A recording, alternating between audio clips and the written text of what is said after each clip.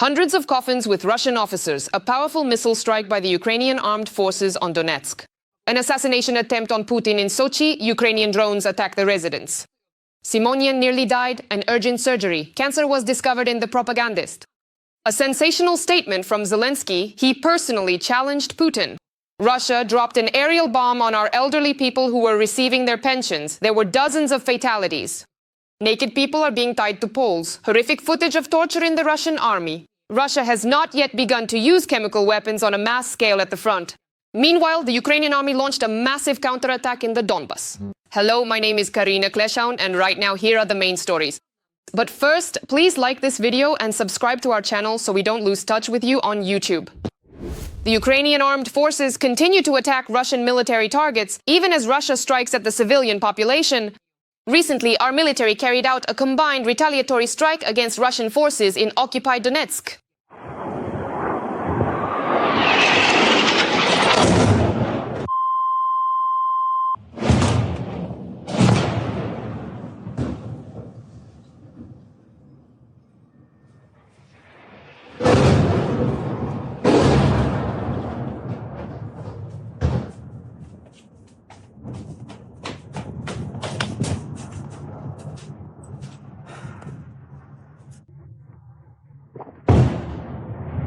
Yes, there really was a hit on the former Tapas factory.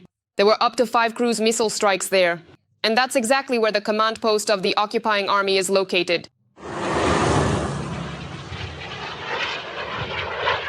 The command post of the 41st Combined Arms Army was also damaged, with reports of 2 hits. Also, the command post of the 20th Guards Motor Rifle Division. A drone struck there.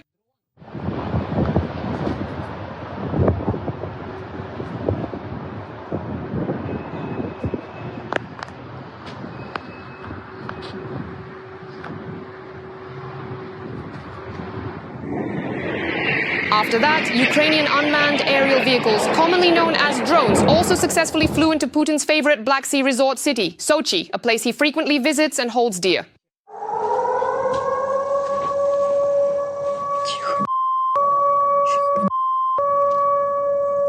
Putin's residence, Bashkortostan, is located in Sochi. And during the attack, Putin could have been there. According to Russian media, it was because of this city that Putin joined the emergency BRICS meeting via video link the day before. In addition, just a few hours before the attack, an IL-96 300P plane landed in Sochi, the same one Putin used to fly to Alaska. Whether he packed his suitcases after this attack is unclear. But what is certain is that he could have seen the drones. Putin is confident that he will fully capture Donbas by the end of this year, but Zelensky is sure that this will not happen. The president of Ukraine gave an interview to American journalists in which he spoke about what Donbas means to Putin. For the years of war during which we have been fighting on a full scale, he has taken only 30%. That's a lot, yes, but 1 million people. He has lost 1 million people. That's the price, and it's been almost 4 years. So if he says that in 3 or 4 months, and that's exactly what he told the Americans, the White House, and President Trump's representative, Witkoff, that he would take Donbas by the end of the year, he won't. The price is years and 1 million people. And if it doesn't take years, but happens faster, then it just means more people, not 1 million, but 2 million, 3 million corpses. That's the price of this. Moreover, no one can guarantee that after taking Donbas, Putin won't go further. This is our fortified area. Strong troops are stationed there, and there are fortifications. And if he advances and takes all of Donbas, who can guarantee us that he won't go those 90 kilometers toward Kharkiv? There are 1.5 million people there. Kharkiv, he has always wanted Kharkiv, which has held out all these years. For all 11 years, Kharkiv has stood firm, and it's right on the border with Russia. And he will want to occupy Kharkiv. 1.5 million people. And the people there, look at them, they're there, they're not running away. What will happen? It will be a terrible tragedy, a massive one. And it would also open the way for him to Dnipro, the industrial center of Ukraine. That is exactly why, to prevent tragedies and destruction, no one is going to just hand over Donbas to Putin. Zelensky also stated that he is ready for any meeting with Putin, but not on Russian territory. Because he cannot go to the capital of a terrorist state while missiles from there are flying into his country, killing civilians. The president of Ukraine also noted that he is ready to talk to Putin even without a declared ceasefire or security guarantees. We are fully ready for any and all formats to sit down and engage in meaningful discussions, even without the specific preconditions we had established at the very beginning of the year, namely a ceasefire first, followed by a subsequent meeting. Zelensky is convinced that Putin does not feel any personal danger, nor does he feel any threat to his power or the economy. That is precisely why sanctions from the United States are necessary. Trump told our president that he would wait 2 or 3 weeks and then there would be action. 2 weeks have already passed. We'll see what happens in a week. What do you think? Will the meeting happen at all or not? Write your opinion in the comments. I'm curious to know. While Ukraine is trying to talk about peace, the terrorists in the Kremlin want to see blood. Yesterday, the Russian army killed 23 people with a single airstrike. This happened in the village of Yarovaya in the Donetsk region. The Russians struck pensioners who were receiving their pensions near a postal van at the time. 21 people were injured. A brutal strike that was aimed at killing civilians. Right next to a children's playground. The footage from there is so horrifying that we won't show it in full so as not to traumatize you. Our whole team expresses condolences to the families of the victims and the injured. Russia is a terrorist state. My dream is for it to disappear from the map of the earth. Like this, if you dream of that too. With his recent strike on the Ukrainian government building, Putin has started a new phase of the war against Ukraine. This is exactly how journalists from the Times describe the situation in the war.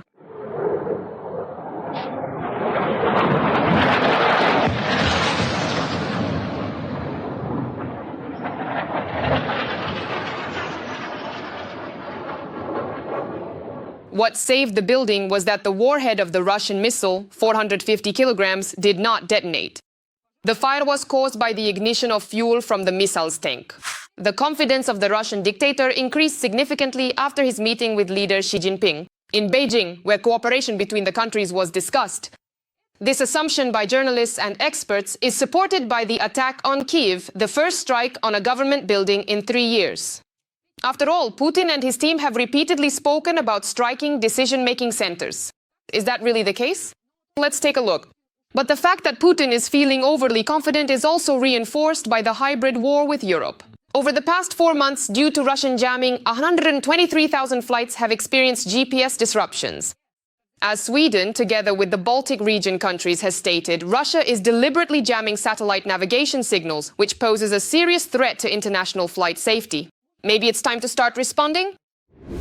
Honestly, I'm surprised by the fact that so many people from Europe, Kazakhstan, and even the USA watched the last episode, and by how many people support Ukraine. Thank you for your feedback. I'm curious, which country are you watching this episode from? Be sure to write in the comments. I'll be happy to read and like them today. Meanwhile, let's continue. Now comes the most interesting part. So far, the only ones responding properly to any of Putin's provocations are the Ukrainian military. They continue to defend both Ukraine and all of Europe, risking their lives on the front lines. And while ours are risking their lives, maneuvering and valuing their own, Russians are punishing theirs to the point of destruction. The motivation among Russian soldiers is basically zero, but for misbehaving with their commanders or drinking at the front, and drinking is a very common practice among Russian troops, they are simply tied naked to poles and left there for several days.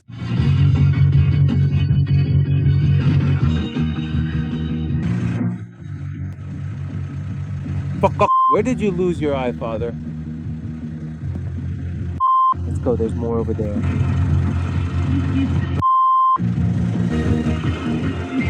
Hey, how are you doing today? Stop. Seriously, stop. I'm like on a hunt, foggy. Were you drinking or what? Drinking. I'll give you one. Right on the front line. Torture in the Russian army is nothing new. But the day before yesterday, Putin even officially legalized them. Putin personally submitted the bill to denounce the Council of Europe Convention on the Prevention of Torture to the State Duma. So now torture in the Russian Federation is legal. Meanwhile, the armed forces of Ukraine have liberated the village of Volodymyrivka in the Donetsk region and have also pushed the enemy back from 3 other villages. Donbas is not coming easy for the Russians. But that's far from all the bad news for the enemy. An analysis of the situation on the battlefield is coming up in our military review. They are destroying the enemy and reclaiming Ukrainian territories. The armed forces of Ukraine have liberated the village of Volodymyrivka in the Donetsk region and have also pushed the occupiers back from 3 other settlements. According to analysts, Ukrainian forces have pushed Russian troops back from Razin, Zolotoye, Kolodets, and Novotoretskoye. The advance of Ukraine's defense forces in the Razin area removes from the agenda the possibility of establishing direct control over the main location of Ukraine's defense forces. This is the highway in the Rodansk area.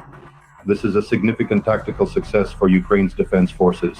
Regarding Zolotoye, Kolodets, and Novotoretskoye, these are respectively in the Pokrovsk direction, which indicates stabilization measures by Ukraine's defense forces in this area.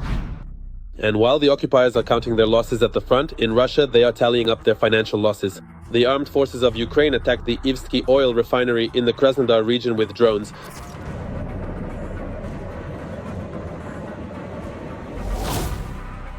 The Druzhba oil pipeline was also hit once again, this time in Naitopovichi-Bryansk region. This facility is of strategic importance for supplying petroleum products to the Russian occupation army. But the enemy is not idle either. On Sunday night, Russian terrorists launched a combined attack on Ukraine using missiles and drones. At the same time, the number of weapons used was the highest since the start of the full-scale invasion. For the first time during the war, the building of the cabinet of ministers in Kyiv's government quarter was damaged during the attack. There were also strikes on the Kryukiv bridge over the Dnipro in Poltava region. Sit down.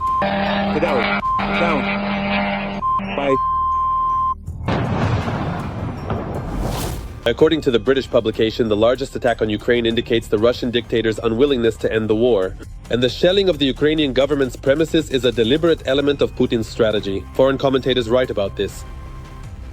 The main audience for these data and the demonstrative actions of the occupation army is, first and foremost, the American establishment.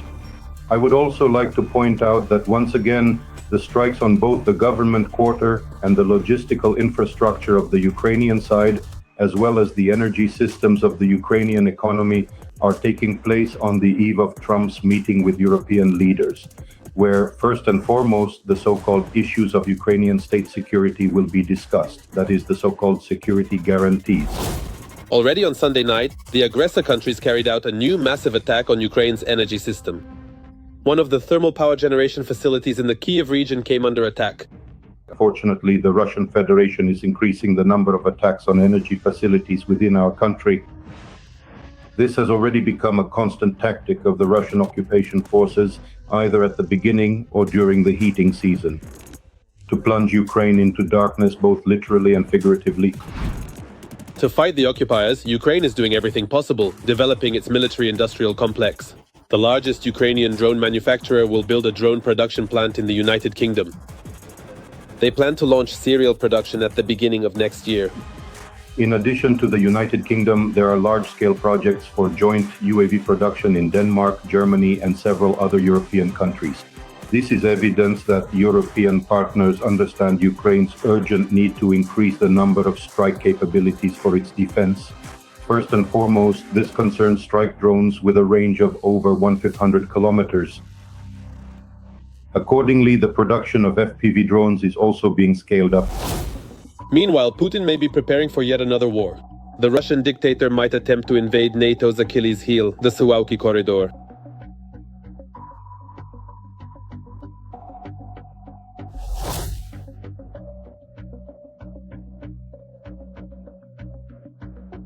In other words, we can view this as an element of military political pressure on European partners and the United States. In other words, the Russian Federation is proposing a scenario of non-interference in the internal affairs of countries, primarily Poland and the Baltic states, and their possible occupation in exchange for concessions on the Ukrainian issue, specifically territorial concessions from our country, first and foremost, full control by Russian occupation forces over the territory of Donetsk region. Let us recall the analysis from the Institute for the Study of War, ISW. At the same time, Moscow is ramping up the mobilization of the Russian population and economy. I never cease to admire the Ukrainian soldiers. The Russian army at the front is 3 times larger, but our heroes are holding the line. And in some places, they're even advancing. Write them some warm words of support in the comments. I have many friends there, and I know they're watching us. It's no trouble for you, but it means a lot to them. But Russians are also fighting against Russians. Within the Ukrainian armed forces, there is the Bashkort battalion, who oppose Putin's dictatorship. They carry out missions at the front, helping the Ukrainian armed forces fight Russian evil, even though they themselves are from Russia.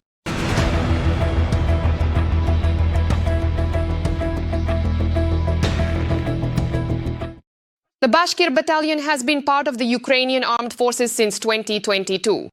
The Bashkirs are one of the few small ethnic groups capable of protesting against the authorities within Russia itself. A great example is the January protests in Bashkortostan in 2024.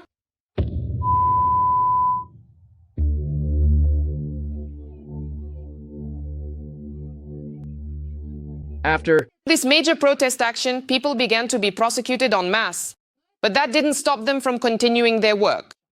For the sake of freedom, according to our sources, the Bashkort battalion is already expanding its underground network in Bashkortostan. They have agents not only in several major Russian cities, but also in the regions. In this significant way, by meticulously and strategically building up their formidable strength deep behind Russian lines, the distinctive and increasingly recognized symbols of the Bashkort Company can now be prominently seen and widely observed wherever and whenever people across the vast expanse of Russia are truly ready and eagerly anticipating a fundamental and transformative change of power within the nation. That is precisely why, in the very near future, Russia may inevitably face a truly massive and widespread uprising. A powerful popular movement that possesses the profound potential to swiftly and decisively escalate and ultimately transform into a full-scale, undeniable rebellion, challenging the established order with significant force and determination. With activation and common sense, it's easy to reach the Kremlin. We are grateful to those Russians who have not been mired in Kremlin propaganda and understand who is really leading their country. We're waiting for news. Meanwhile, Kremlin propagandist Margarita Simonyan has admitted that she is on the verge of life and death. On Solovyov's show, Simonyan stated that she had been given a terrifying diagnosis. She did not reveal any details, but said that she is facing surgery. And its outcome could be critical for the propagandist. I have to tell the truth, and I have to encourage those who are going through the same truth. As you know, my husband, Tigran Keosayan, has been in a coma in the hospital for 9 months now. As they say here in Russia, when trouble comes, it opens the gates wide. Well, in our house, the gates just won't close anymore. I think the winds of fate have already blown them away.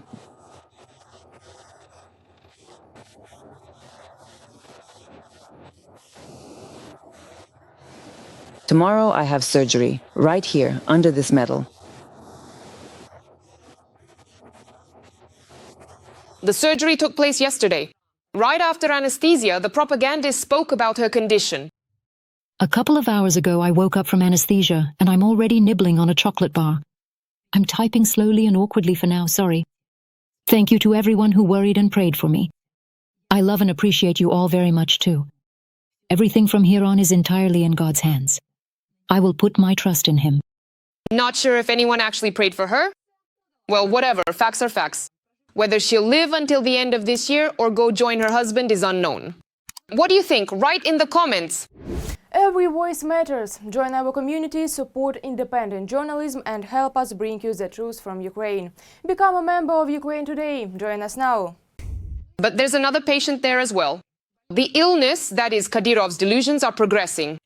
The head of Chechnya does not consider himself a supporter of stopping the fighting in Ukraine. He says that peace is only possible when Ukraine becomes a region or district of Russia. Let's take a look at the details of Don's latest episode. Through Kadyrov's mouth speaks the truth that Putin is afraid to voice. The head of the Chechen Republic explained that it is currently not advantageous for Russia to stop the fighting. And peace is only possible when Ukraine becomes a region of Russia. Essentially, this statement is the exact opposite of Putin's claim about Russia's readiness for negotiations. Such a publication serves two purposes.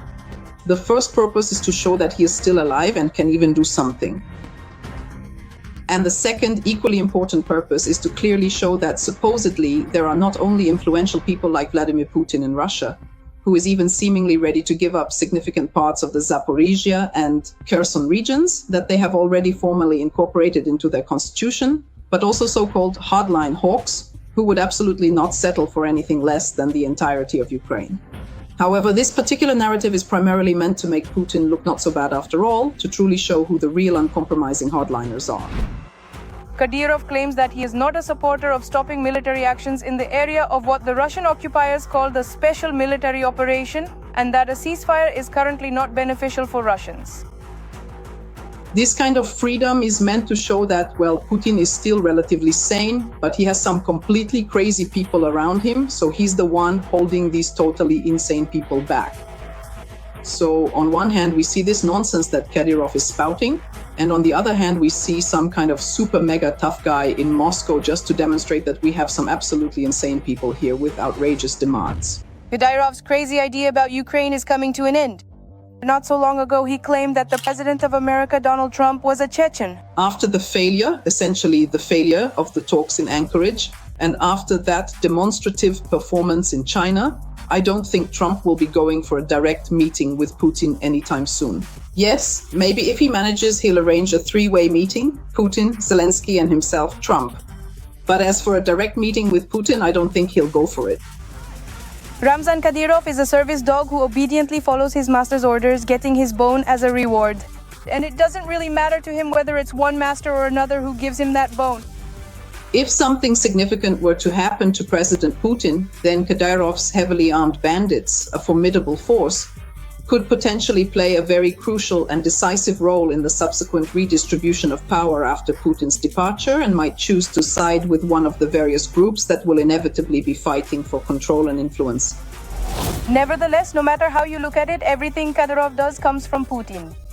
And what the Kremlin's master cannot say or show himself, his dim-witted servants do for him, likely without much thought.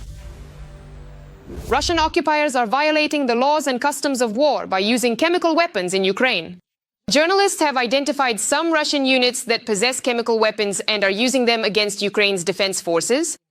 More details about these inhumane individuals in our report. The number of Russian units actively using banned chemical weapons against Ukrainian soldiers is growing.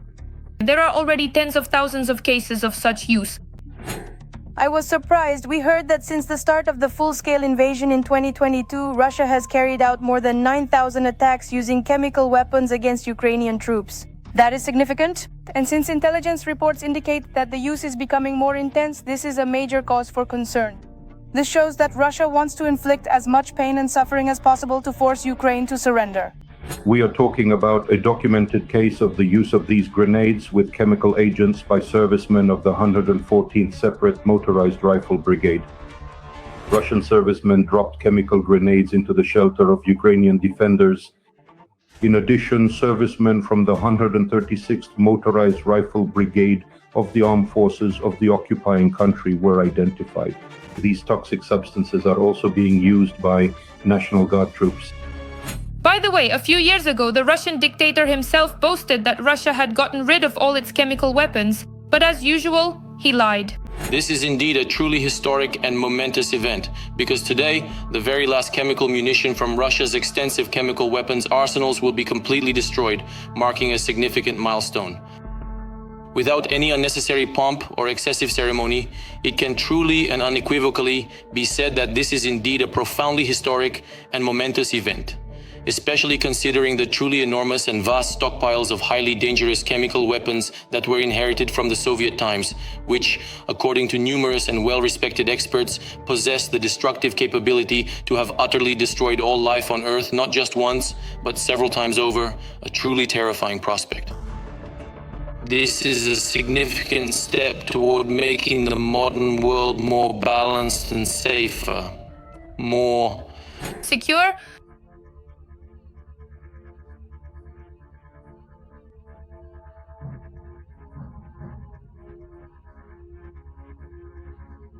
In front of us is an RGVO grenade, manufactured in May 2023, a hand grenade containing a dispersing agent.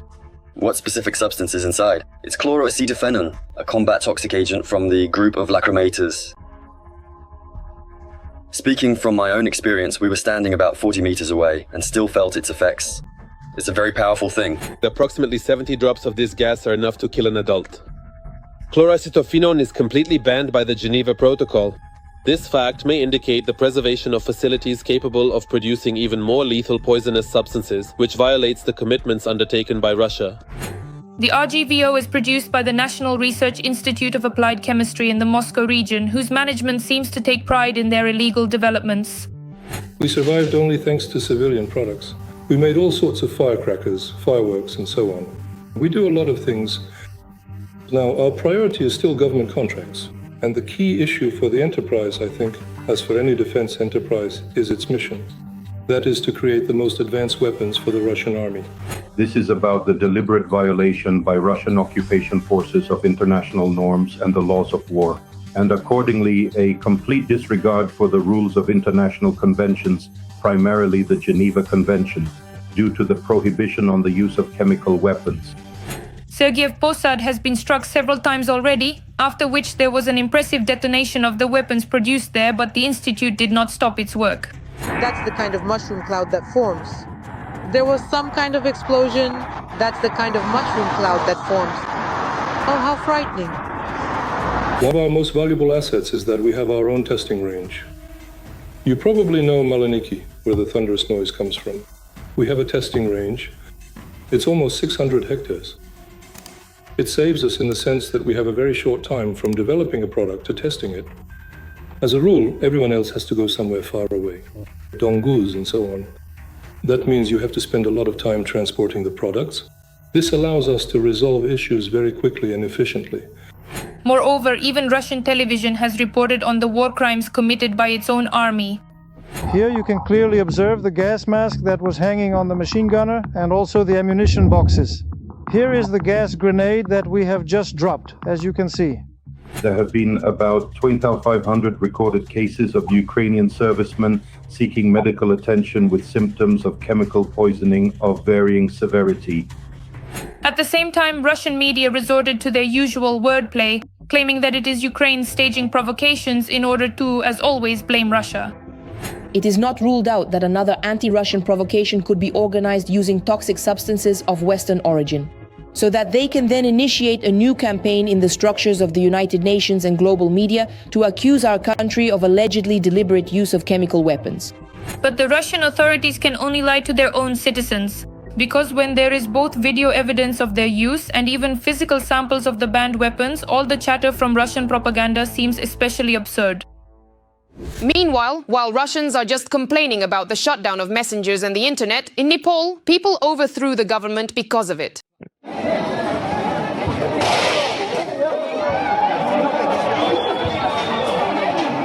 Dynamic music playing.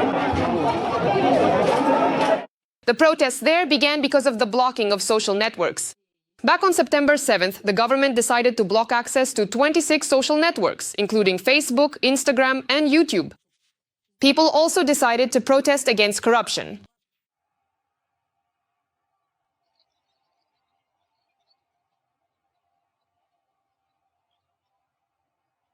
And after that, in fact, the Prime Minister of Nepal resigned. According to Indian journalists, about 10 helicopters were dispatched to evacuate officials. The people achieved their goal. What do you think of our news? Write to us about what we should change to become better. We will definitely take it into account. In the meantime, please like this video to support what we do and be sure to subscribe to our channel Ukraine Today so you don't miss future episodes. See you soon!